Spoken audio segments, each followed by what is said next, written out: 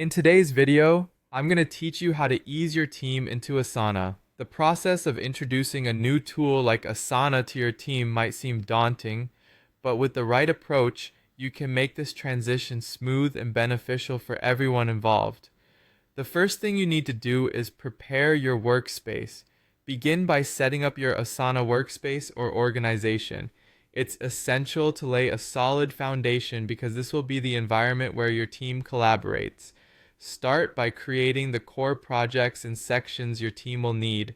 Make sure these projects are structured clearly with intuitive naming conventions.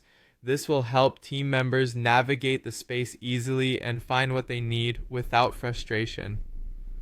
Once your workspace is ready, it's time to introduce the basics.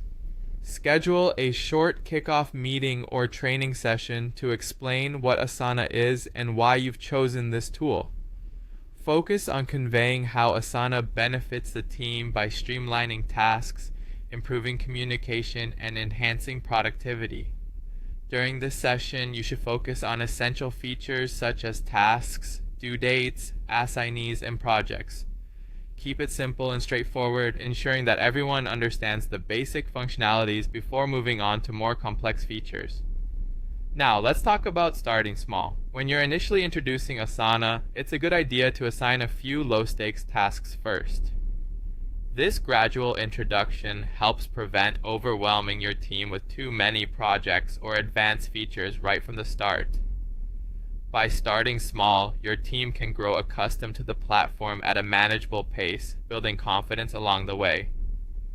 Moving on, leverage templates and examples to help your team understand how Asana can be used for common workflows such as content calendars, client intake, or project planning. Walk them through real examples of tasks and projects so they can see how things work in practice.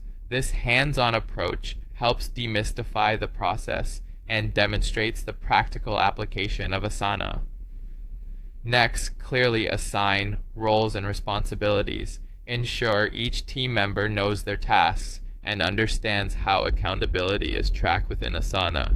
Encourage collaboration by teaching your team how to comment on tasks, attach files, and update progress. Promote using @mentions and task discussions to facilitate better communication and keep everyone on the same page. As your team becomes comfortable, gradually introduce Asana's advanced features.